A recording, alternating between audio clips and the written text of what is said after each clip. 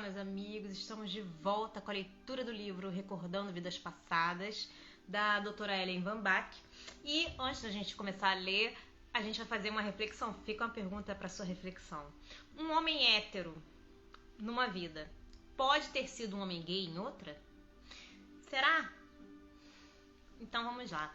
Bom, a leitura começa assim. Meu melhor sujeito hipnótico foi Robert Logg, homem de negócios de São Francisco que ia aprender a fazer auto-hipnose aos 20 e poucos anos, enquanto estivera internado no hospital de veteranos, onde os médicos chegaram à conclusão de que ele estava morrendo de tuberculose. Descobrira que o emprego da auto-hipnose para relaxar-se principiou a inverter o estado dos seus pulmões e foi melhorando aos poucos até receber a alta do hospital como mais um caso de cura. Este é um exemplo notável de como se pode empregar a auto-hipnose a fim de desenvolver o contato com os níveis subconscientes da personalidade. Bob conseguira vir, pelos próprios esforços, do limiar da morte para esta vida. Continuou a usar a auto-hipnose através de sua carreira colegial. E as habilidades que desenvolveu lhe foram muito úteis por muitos anos. Foi talvez através de sua experiência com a auto-hipnose que começou a compreender que estava tendo lampejos mediúnicos que o levaram a estudar parapsicologia, muito embora se afastasse dos aspectos mais dramáticos, mais sensacionalistas das investigações psíquicas. Tendo assistido a uma conferência que pronunciei, entendeu que devia trabalhar comigo na investigação da hipótese da reencarnação. Na primeira vez em que o hipnotizei, compreendi que eu tinha nas mãos um sujeito fora do comum, um dos poucos capazes de falar bem e com facilidade enquanto hipnotizado. Parecia poder manter a consciência em dois níveis, recebendo impressões das camadas mais profundas da personalidade, mas podendo relacioná-las com facilidade através da mente consciente. Em nossas muitas sessões hipnóticas, Bob mostrou a capacidade de escrever hieróglifos enquanto se achava em transe e de falar idiomas estrangeiros. Ainda estamos fazendo a avaliação desse material. Com Bob, investiguei 14 vidas pregressas. As datas dessas vidas estão um tanto confusas, porque, num estado alterado, nem sempre lhe era fácil lidar com o sistema de numeração do nosso conceito humano de tempo. De vez em quando, citava datas que se sobrepunham, mas, de um modo geral, o período de tempo era tão preciso que permitia a verificação de alguns dados. Sua vida passada mais impressionante e poderosa passou a ele no Egito, por volta do ano 2000 a.C. Sua posição era de um sumo sacerdote, embora ele mesmo não se sentisse religioso.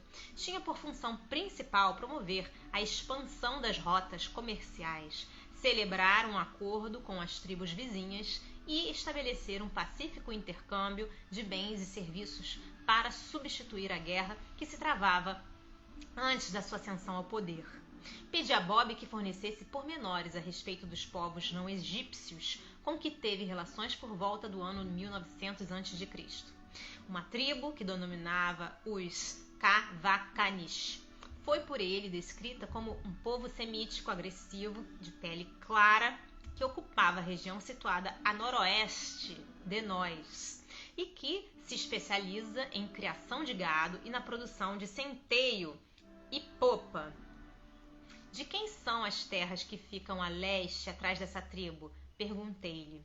Essas terras são controladas pelos invasores vindo do continente longínquo.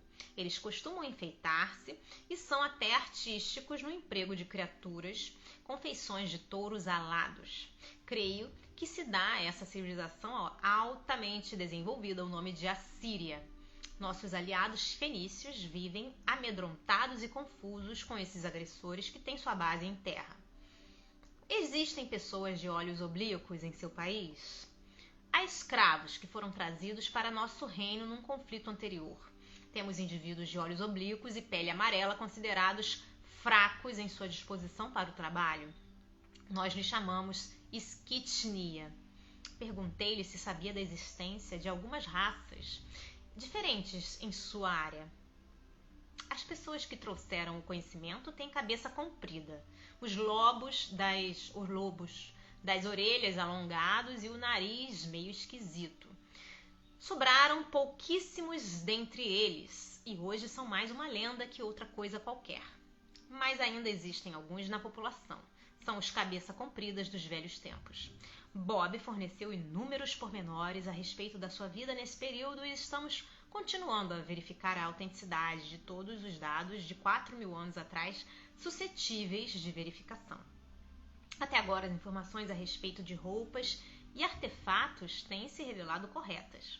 A segunda das 15 vidas de Bob foi vivida mais ou menos em 1300 a.C.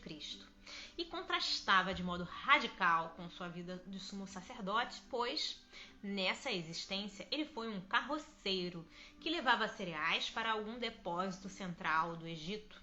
Vivia numa casinha de adobe com a jovem esposa e parecia muito interessado pelo mundo que o rodeava. Se bem estivesse dado tento de um novo grupo de escravos que acabava de ser trazido para o celeiro central. A maior impressão emocional que experimentou nessa vida foi a terrível aflição pela morte da jovem esposa. Ela estava trazendo carne para casa quando foi atacada e morta por uma matilha de cães. O viúvo viveu na solidão o resto da vida. Nas duas existências mais remotas, Bob fora homem. Na vida seguinte, que ocorreu por volta do ano 400 a.C., achava-se de novo no Egito, mas dessa feita como mulher de um mercador, envolvida em intrigas que tinham por centro o próprio trono. Como mulher, desposou um homem de posição mais elevada, embora não fosse o faraó nem qualquer um dos seus parentes diretos, e planejou desviar riquezas da casa real para a família, a que pertencia antes do casamento. A mulher, que ele foi nessa existência fria e materialista, ficou furiosa quando o marido morreu, deixando-a sem nenhum poder ou influência na corte, mas observou: minha família agora tem influência, porque tem dinheiro. Estou cansada dessa luta, foi tudo à toa. A batalha se perdeu, perdeu, a luta se perdeu. Quando lhe perguntei como morrera, o marido respondeu: de uma morte sumamente ignóbil, de uma doença comum, e eu utilizarei os meios mais nobres para segui-lo. Pedi a Bob que visse seu corpo depois da morte e ele me disse: meu corpo foi tratado como o devia ter sido, com respeito devido ao meu status e adequadamente tratado e colocado entre os meus eleitos. Estamos numa antecâmara a leste da câmara principal, na caverna de Kuracama. Na quarta existência narrada por Bob, como homem, outra vez, porém no Líbano Ocidental. Foi muito feliz para ele. Tinha uma esposa a qual queria muito bem e 5 filhos. Era particularmente afeiçoado a um filho portador de defeito físico. Seu trabalho consistia em fazer queijos de leite de cabra e distribuí-los nas rotas comerciais que passavam pela sua aldeiazinha. Interessava-o também a religião judaica e ele disse que sua aldeia não tinha rabino, mas que seu pai, a quem respeitava profundamente, fazia às vezes de rabino consensual e aconselhava os demais. Nessa existência, Bob se havia com muita dignidade e falava de maneira ponderada e solene. Fruía aparentemente da posição de próspero comerciante na aldeia e era muito apegado à terra, que descrevia como notavelmente bela, cheia de árvores e colinas. Nessa existência morreu muito velho, cercado pela família e cheio de satisfação por uma vida bem vivida. Conquanto voltasse a ser homem na quinta vida, tudo mais foi muito diferente. A época era aproximadamente o ano de 100 depois de Cristo. Bob viu-se na Grécia, órfão, em terna idade e sob a tutela de um poderoso governador romano da Grécia. Seu relacionamento com o homem mais velho era de natureza sexual. Embora descrevesse essa vida como sensual e agradável, não experimentou sentimentos de realização. Morreu de doença, ainda muito moço. Há um longo intervalo de tempo entre mais ou menos o ano de 100 depois de Cristo e o ano de 1300 depois de Cristo, que Bob e eu ainda não exploramos, visto que ele não regressou espontaneamente a nenhuma existência nesse espaço de tempo. A vida seguinte que descreveu foi a de uma mulher de 1300 depois de Cristo, que levava uma existência muito primitiva numa aldeia da América Central. Aldeia pequena, onde aparentemente não havia ninguém com quem ela pudesse casar, porque o casamento dos aldeões entre si era proibido. Por isso foi com prazer que narrou a incursão de uma tribo vizinha quando tinha 16 anos de idade, ocasião em que foi capturada e acabou casando com um dos invasores. Havia muito júbilo refletido nessa narrativa. Ao que tudo indicava, ser cativa era muito melhor do que permanecer na aldeia isolada da família. Aos 25 anos já tinha vários filhos e vivia satisfeita numa aldeia à beira de um rio. Descreveu choças cobertas de sapé e erguidas sobre estacas acima da água, e contou que sua ocupação favorita consistia em fazer artefatos tecendo fibras de uma planta parecida com o bambu. Quando já tinha 28 anos, uma epidemia graçou na aldeia e ela morreu de febre. Todos os habitantes da aldeia ficaram doentes e aparentemente a epidemia não poupou ninguém.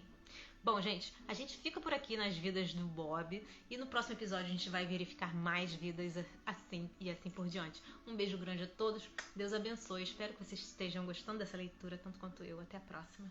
Tchau, tchau.